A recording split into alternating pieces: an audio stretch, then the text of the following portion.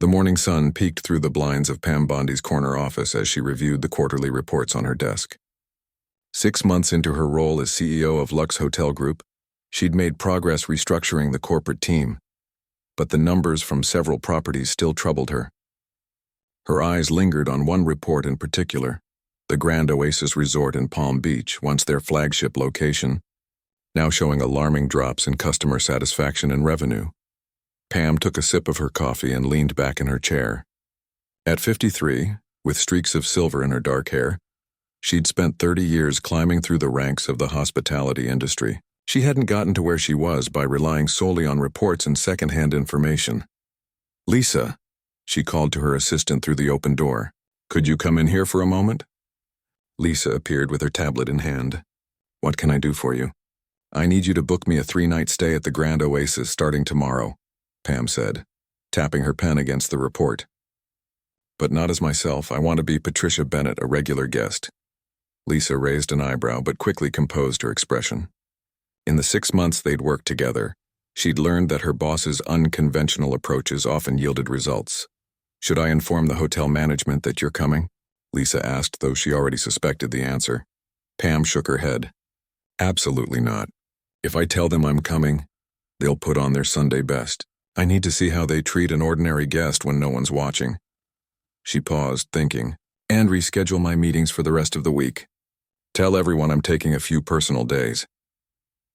By noon the next day, Pam had traded her tailored business suit for jeans and a casual blouse. She'd left her designer handbag at home, along with her company credit cards and anything else that might give away her identity. The only luxury she allowed herself was her wedding ring, a simple gold band her husband Tom had given her 25 years ago. As her taxi pulled up to the Grand Oasis Resort, Pam took a moment to study the exterior. The property had potential. Palm trees swayed in the gentle breeze, and the Mediterranean-style architecture gleamed white against the blue sky. But looking closer, she noticed wilting flowers in the planters and a cracked tile on the front steps, small details that shouldn't have been overlooked. "Welcome to Grand Oasis," said a young man at the front desk, without looking up from his computer. His name tag read Kyle. He continued typing for nearly 30 seconds before finally making eye contact. "Checking in?" he asked, his tone suggesting this was an inconvenience. "Yes," Pam replied. "Reservation for Patricia Bennett." Kyle's fingers moved lazily across the keyboard. "ID and credit card, please." Pam handed over her carefully prepared documents. As Kyle processed her information, she glanced around the lobby. The furniture looked worn, and a coffee stain marked the carpet near the seating area. The chandelier above had several bulbs burnt out. "You're in room 712, Kyle said, sliding a keycard across the counter. "Elevators are that way." He pointed vaguely toward the back of the lobby, already turning his attention to his phone. No mention of amenities. No offer to help with bags. No welcome to the hotel. 3 basic hospitality protocols ignored in the first 2 minutes. "Is there a map of the property?" Pam asked. "Or information about restaurant hours?" Kyle sighed, actually sighed out loud, and reached under the counter, producing a wrinkled brochure. "Everything's in here," he said, pushing it toward her. "Breakfast ends at 10. "Thank you," Pam replied, maintaining her pleasant demeanor. "Is the pool open?" "Until 9, Kyle responded without elaborating. A guest approached behind Pam, and Kyle's eyes immediately lit up. "Mr. Thornton." "So good to see you again." His voice transformed into something warm and enthusiastic. Pam collected her suitcase and walked toward the elevators, making mental notes. The lobby plants needed water. The carpet had visible traffic patterns. And apparently the staff knew how to be welcoming, just not to everyone. The elevator took nearly 2 minutes to arrive, and when it did, it jerked uncomfortably between floors. The hallway on the 7th floor smelled faintly of cleaning products mixed with something less pleasant. Room 712 was near the end, overlooking the parking lot rather than the beach, despite her reservation specifically requesting an ocean view. Inside, the room was clean but showed signs of neglect. The desk chair wobbled. The bathroom sink drained slowly. The complimentary coffee setup was missing sugar packets. None of these issues were major on their own, but together they painted a picture of a hotel that had stopped paying attention to details. Pam unpacked her small suitcase and sat on the bed, pulling out her personal notebook. She'd worked as a housekeeper during college, then as a front desk clerk, then in management. She'd personally trained staff at over a dozen locations. She knew exactly what should happen at a hotel of this caliber, and what wasn't happening here. After freshening up, she decided to explore the property. The pool area was beautiful, with cabanas and palm trees creating a tropical oasis, but several lounge chairs had torn cushions. At the pool bar, she waited 11 minutes before a bartender acknowledged her. "What can I get you?" he asked, without introducing himself or offering a menu. "What do you recommend?" Pam asked, testing him. The bartender shrugged. "The margarita's popular. I'll try that then." The drink, when it arrived, was too sweet and light on tequila. Pam sipped it slowly, watching other guests around the pool. A family with 2 young children struggled to find clean towels. An elderly couple asked about dinner reservations, only to be told by a passing staff member that the restaurant was probably full without checking. That evening, Pam dined at the hotel's main restaurant, the Palm Court. The hostess seated her at a wobbly table near the kitchen despite the restaurant being half empty. Her server, a woman named Tina, took 15 minutes to bring water and seemed annoyed when Pam asked about menu items. "The steak is fine," Tina said when Pam asked for recommendations. No description, no enthusiasm. When the steak arrived, it was overcooked, but Tina had disappeared. Another server, noticing Pam trying to get attention, reluctantly approached. "Is there a problem?" he asked. "The steak is well done, but I ordered medium rare," Pam explained. "I'll tell your server," he said, walking away without taking the plate. 10 more minutes passed before Tina returned. "Do you want another steak?" she asked, clearly irritated. "Yes, please," Pam replied calmly. "Medium rare."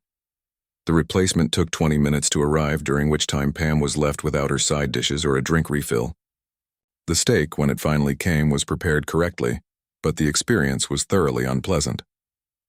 Back in her room, Pam filled 3 pages of her notebook with observations. This wasn't just about an underperforming property.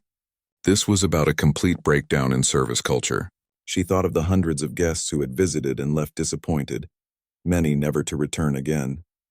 No wonder the numbers were dropping. She called her husband Tom from her personal phone, careful to keep her voice down. "How's the undercover mission going?" he asked, a smile in his voice. "Worse than I expected," she admitted. "It's not just processes or training. There's something wrong with the attitude here." "Coming from you, that's saying something," Tom replied. He knew how optimistic his wife usually was about turning situations around. "I've seen 2 types of service so far," Pam continued. "Indifferent and actively poor. Nothing close to what we should be providing. What are you going to do?" Pam watched the ceiling fan spin slowly overhead. "Keep watching. Keep taking notes. I need to understand how deep this goes before I can fix it." After ending the call, Pam stood at the window, looking out at the twinkling lights of nearby hotels. The Grand Oasis had everything it needed to succeed: prime location, beautiful property, and the backing of a successful hotel group. What it lacked was heart. Tomorrow she would continue her observations, interact with more staff members, and try to pinpoint exactly where the leadership had failed these employees. Because in her 30 years of experience, Pam had learned one thing for certain: when staff treated guests poorly, it usually meant someone had been treating them poorly too. She set her alarm for early morning. Breakfast service would be her next test. As she drifted off to sleep, Pam was already formulating questions to ask, situations to observe, and eventually solutions to implement. The hotel's future and the livelihoods of everyone working there might depend on what she discovered in the next 2 days. Pam woke before her alarm, the unfamiliar mattress having done her back no favors. The digital clock read 6:42 a.m., perfect timing to catch the breakfast service right as it started. She showered quickly, noticing the hot water took nearly 3 minutes to arrive and the provided shampoo bottle was only half full. By 7:15, she was dressed in casual slacks and a blue blouse, hair pulled back in a simple ponytail, the picture of an ordinary business traveler. She tucked her notebook into her purse and headed downstairs. The breakfast buffet was set up in a sunny room with large windows overlooking the beach. The view was spectacular, the kind guests would happily pay extra for. At least something at the Grand Oasis lived up to its potential. "Table for one?" asked a server, a young woman whose name tag read Beth. Yes. Please, Pam replied with a smile. Beth led her to a small table near the kitchen doors. Again, despite plenty of window tables sitting empty, Pam was beginning to see a pattern in how solo travelers were treated. Coffee? Beth asked, already turning away. Yes, an orange juice, please, Pam said. Beth nodded without making eye contact. Buffet's over there. She gestured vaguely toward the center of the room. The buffet itself looked decent at first glance, standard hotel fare of eggs, bacon, pastries, and fruit. But looking closer, Pam noticed the details. The scrambled eggs were dried out at the edges. The fruit platter needed refilling, and the coffee, when Beth finally brought it, was lukewarm. 2 tables away, a family with children received much more attentive service from a different server. Their water glasses were kept full, and the server brought extra napkins without being asked. Meanwhile, Pam had to get up and find Beth to request cream for her coffee. As Pam ate, she observed the room. The carpet beneath her table hadn't been vacuumed properly. A light fixture above was flickering subtly. And oddest of all, the staff seemed to be avoiding the manager on duty, a tall man in his 40s who stood near the entrance. Scrolling through his phone instead of supervising, Pam approached the man after finishing her meal. His name badge identified him as Robert Chen, Food and Beverage Manager. Excuse me, she said. Robert looked up from his phone with visible reluctance. Yes? I just wanted to let you know that the fruit platter needs refilling, and the coffee isn't very hot. Robert's expression shifted from boredom to irritation. The buffet is refreshed on a schedule, ma'am, and if your coffee is cold, you can always ask for another cup. I understand, Pam said, keeping her tone pleasant. I just thought you might want to know about the guest experience. We've been running this restaurant for 15 years, Robert said, his voice carrying a dismissive edge. I think we know what we're doing. Pam nodded, thanked him, and walked away, adding another note to her mental list. The management wasn't just failing to inspire good service. They were actively modeling poor attitudes. After breakfast, Pam decided to visit the hotel spa, which had once been a major draw for the property. The receptionist, a woman named Diane, barely looked up from her magazine when Pam approached.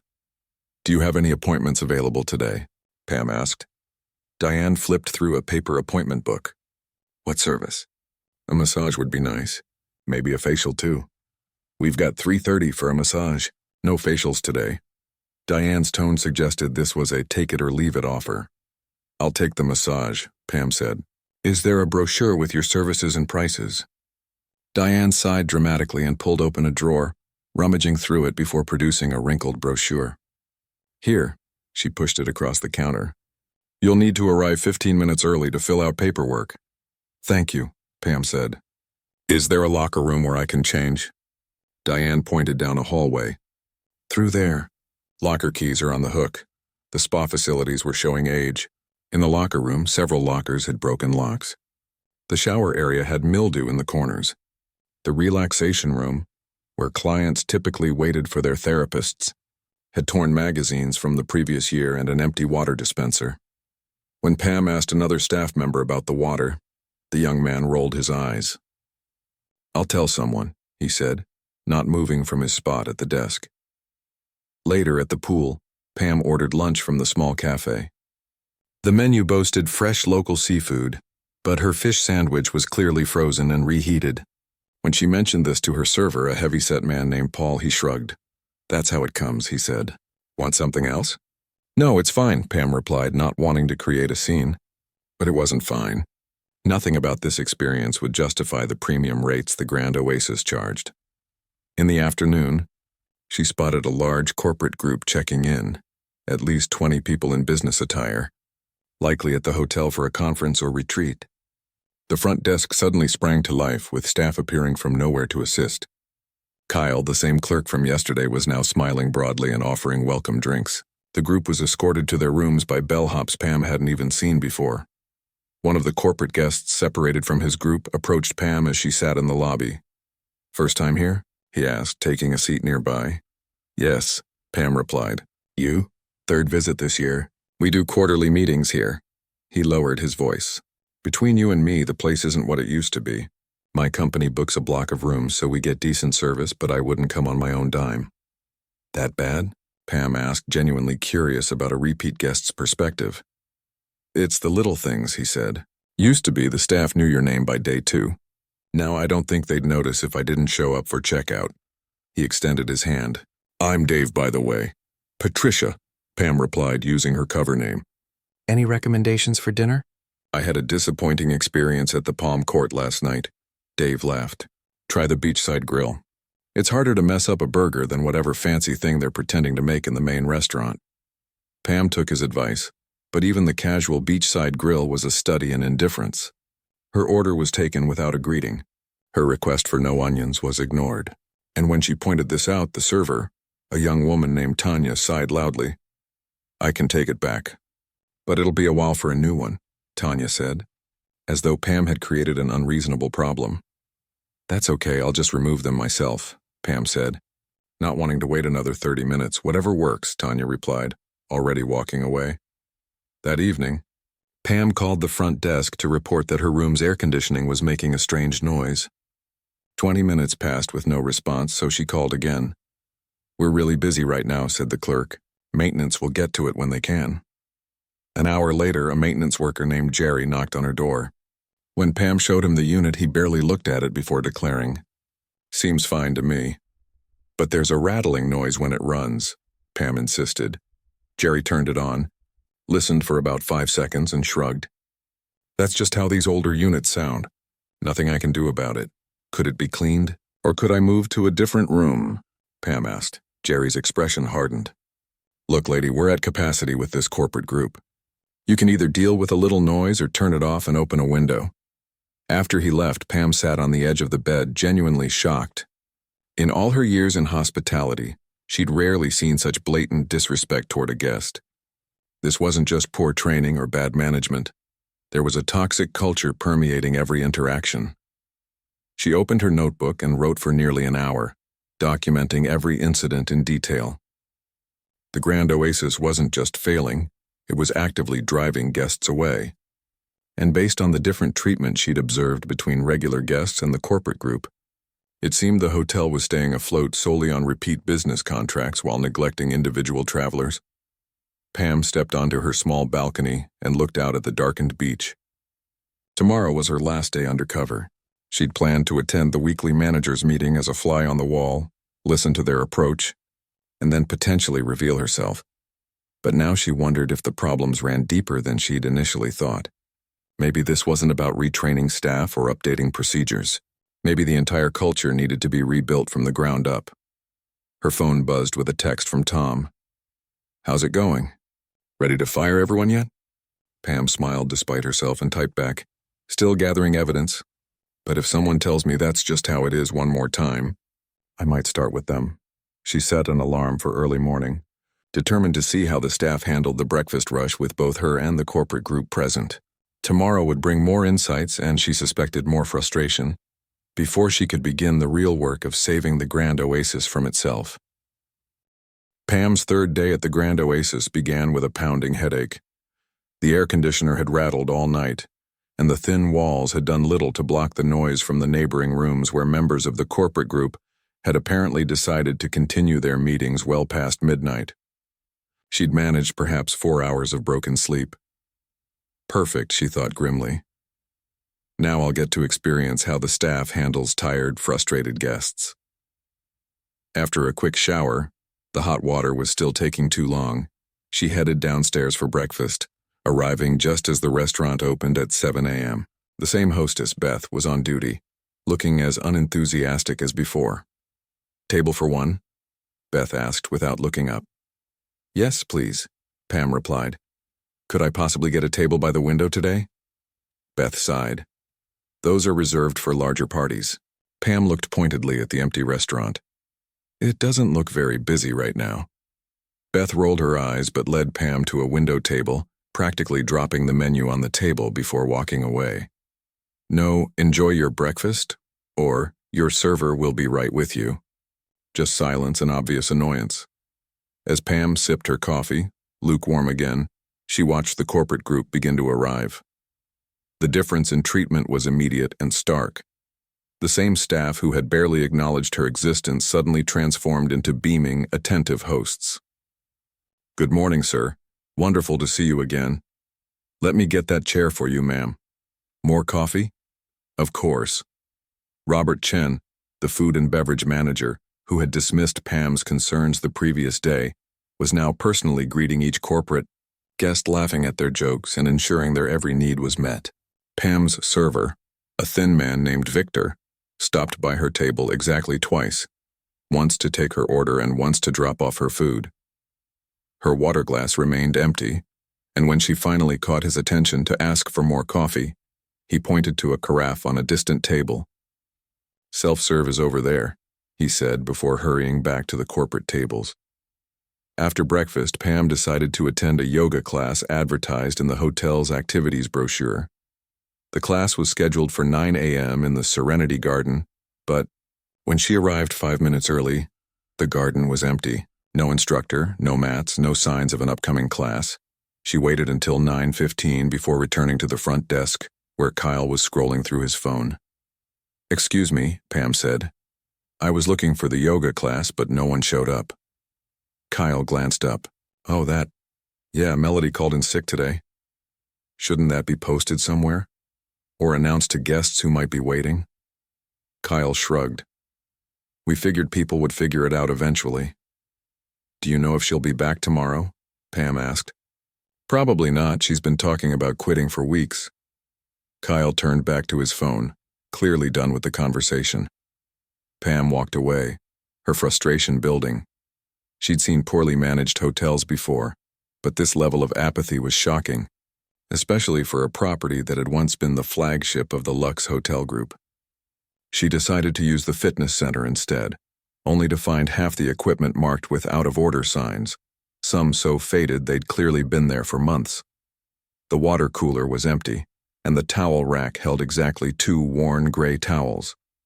As she half-heartedly used an ancient stationary bike, Pam watched a hotel employee enter, check his phone for several minutes, scribble something on a clipboard, and leave without addressing any of the obvious issues.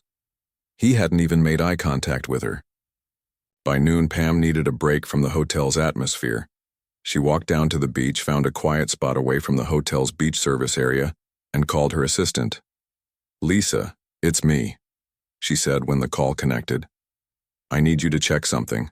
Does the Grand Oasis have an active employee training program?"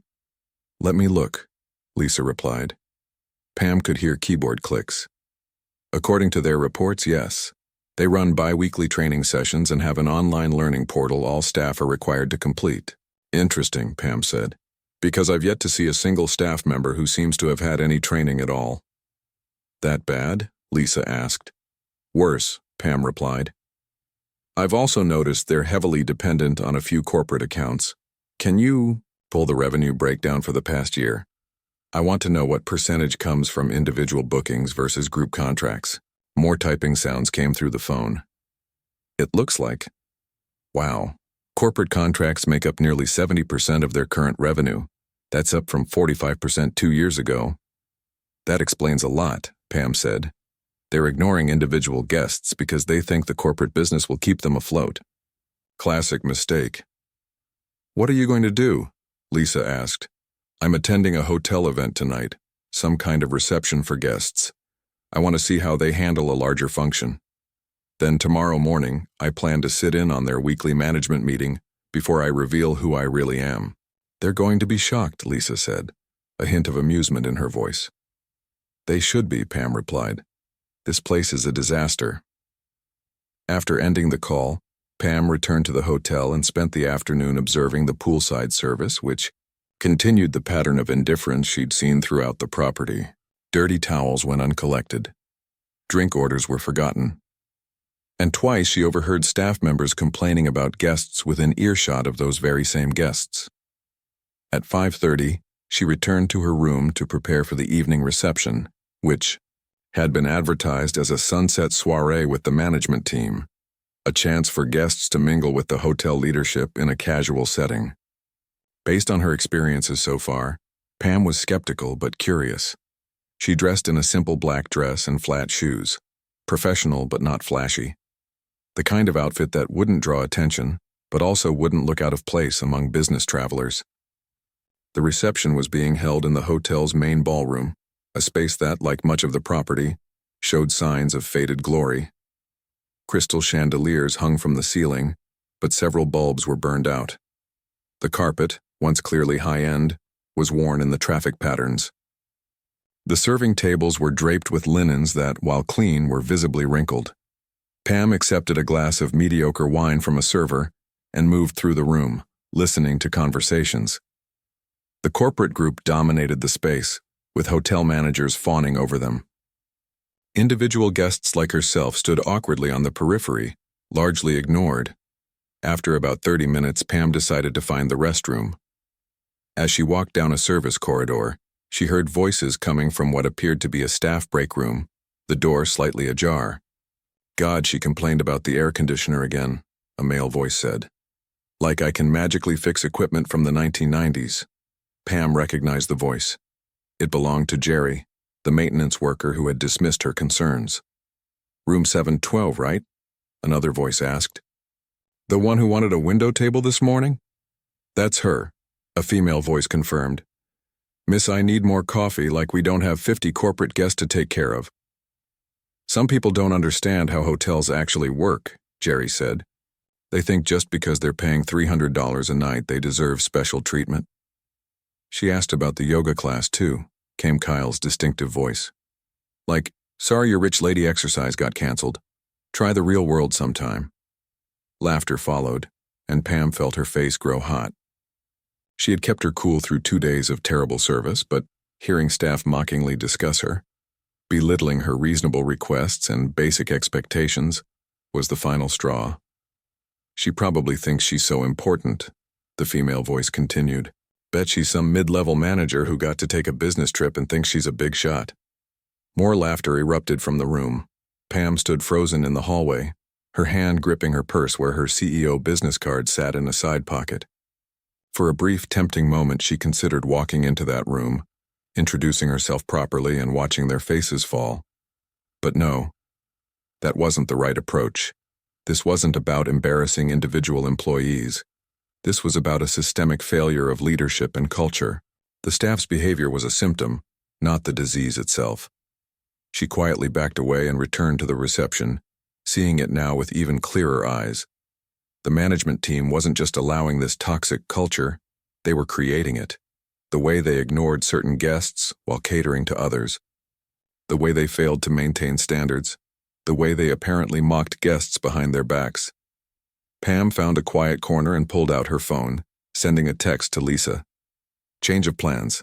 I need you to send me the personnel files for the entire management team first thing tomorrow, and book the conference room for 10 a.m. The reply came quickly. "Will do. Everything okay?" "No," Pam typed back. "But it will be." She put her phone away and took a deep breath. Tomorrow wouldn't just be about revealing her identity. It would be about beginning the difficult process of rebuilding this hotel from its foundation, starting with its leadership. As she watched the hotel managers continue to schmooze with the corporate clients while ignoring other guests, Pam made a silent promise to every person who had checked into the Grand Oasis expecting the luxury experience they had paid for. Things were about to change. Pam woke early on her final day at the Grand Oasis, her mind already racing with plans. She'd slept poorly again, but this time it wasn't the rattling air conditioner that kept her awake. It was the conversation she'd overheard and what she planned to do about it. She dressed with particular care, choosing a crisp white blouse, tailored black pants, and the pearl necklace Tom had given her for their 20th anniversary. Professional, authoritative, but not flashy. She applied her makeup with precision and styled her hair neatly. Today, she wasn't Patricia Bennett, ordinary guest. She was Pamela Bondi, CEO of Lux Hotel Group, and she looked the part. At 8:30, she checked her phone. Lisa had sent the personnel files as requested, along with a confirmation that the conference room was booked for 10 a.m. "All set on this end," Lisa's text read. "Good luck. Try not to fire everyone at once," Pam smiled grimly. She wasn't planning a mass firing, at least not yet. What she wanted first was understanding. How had one of their flagship properties fallen so far? Who was responsible? And most importantly, who among the staff still had the potential to be part of the solution? She tucked her CEO business cards into her pocket, along with a small notebook containing her observations from the past 3 days. Then she headed down to the weekly management meeting, scheduled for 9 a.m. in a small conference room off the main lobby. As she approached, Pam could hear voices from inside the room laughing. Casual conversation, the clink of coffee cups. She paused outside, took a deep breath, and then stepped into the doorway. The room fell silent as heads turned toward her. 8 people sat around an oval table, coffee and pastries spread before them. Pam recognized several faces. Robert Chen, the food and beverage manager who had dismissed her concerns. A woman she'd seen overseeing housekeeping. Kyle from the front desk. And several others she'd encountered during her stay. At the head of the table sat a heavy-set man in his 50s, his shirt already showing sweat stains despite the early hour. From the personnel files, Pam knew this must be Gregory Walsh, the hotel's general manager for the past 8 years. "Can we help you?" Gregory asked, his tone making it clear that he considered her an unwelcome interruption. "I was hoping to observe your management meeting," Pam said pleasantly. "If that's all right," Gregory frowned. "This is a private meeting, ma'am. For staff only." "I understand," Pam replied, "but I think you'll want to make an exception in my case." "And why is that?" Robert Chen asked, the same dismissive tone he'd used when she'd mentioned the cold coffee. Pam didn't answer immediately. Instead, she stepped fully into the room, closing the door behind her. She remained standing, her posture straight, her gaze moving from face to face. "Before I answer that," she said, "I'd like to hear how business is going. From your perspective." The managers exchanged confused glances. Gregory cleared his throat. "Look, Ms. Bennett," Pam supplied. "Patricia Bennett. That's the name I've been using while staying here for the past 3 days." More confused looks passed between the staff. "Ms. Bennett," Gregory continued, "I don't know what this is about, but we're in the middle of— Your occupancy is down 22% compared to last year," Pam interrupted, her voice calm but firm. "Customer satisfaction scores have dropped to the lowest point in the hotel's history. Staff turnover is at 64% annually, nearly triple the industry average, and you're now dependent on 3 major corporate accounts for over 2/3 of your revenue." She paused. "How am I doing so far?" The room had gone completely still. Gregory's face had drained of color. "Who are you?" he asked, his voice suddenly less confident. Pam reached into her pocket and pulled out her business card, placing it on the table. "My name is Pamela Bondi. I'm the CEO of Lux Hotel Group, and I've spent the last 3 days experiencing firsthand why this once flagship property is now the worst performing hotel in our entire portfolio." The silence that followed was absolute. Kyle's mouth had fallen open. Robert Chen seemed to be shrinking in his chair. The housekeeping manager was staring at the business card as though it might explode. Gregory was the first to recover, shooting to his feet so quickly his chair rolled backward and hit the wall. "Ms. Bondi, we had no idea if we'd known you were coming. That's precisely why I didn't tell you," Pam said, her voice level. "I wanted to see how you treat ordinary guests, not how you perform when you know the boss is watching." She turned to Kyle. "Like how you sigh when guests ask basic questions at check-in, or how you spend more time on your phone than helping people." Kyle's face flushed dark red. Pam looked at Robert. "Or how you dismiss legitimate concerns about cold food and poor service because you've been running this restaurant for 15 years. Robert looked down at the table. "Or perhaps," Pam continued, turning to the maintenance manager, "how your staff tells guests that broken air conditioners are just how these older units sound instead of actually fixing the problem." She placed her hands on the back of an empty chair, leaning forward slightly. "But what really concerned me was what I heard last night, in the staff break room, about the difficult woman in room 7 and 12 who doesn't understand how hotels actually work." Several faces showed shock and recognition. They knew exactly what she was referring to. "That would be me," Pam said quietly. "The guest you were mocking for expecting basic courtesy and functional amenities at a hotel charging premium rates?" The housekeeping manager looked like she might cry. Gregory was sweating profusely now. "Ms. Bondi," he began, "I can explain up." "I'm sure you can," Pam cut him off, "and you'll have that opportunity. But first, I'd like everyone in this room to move to the main conference room downstairs. I've arranged for a meeting at 10 a.m. The regional director will be joining us by video call." She glanced at her watch.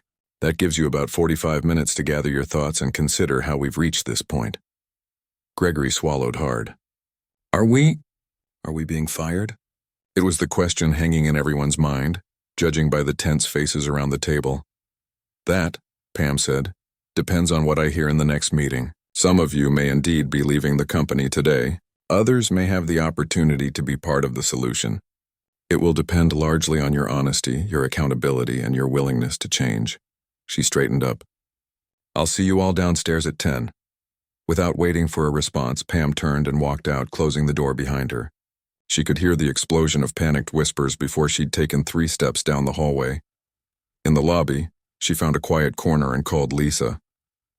How did it go? Lisa asked. About as expected, Pam replied. Like watching a row of dominoes fall. Is everything ready for the main meeting? Yes, Regional Director Phillips is standing by for the video call. And I've alerted HR about potential terminations. Good, Pam said. Also, could you book me a room at the Bayshore Inn for tonight? I have a feeling I'll be staying in town longer than planned, but I don't want to spend another night in that room. Already done, Lisa replied. I figured you'd had enough of their hospitality. After ending the call, Pam sat in the lobby, watching as news of her presence spread through the hotel like wildfire.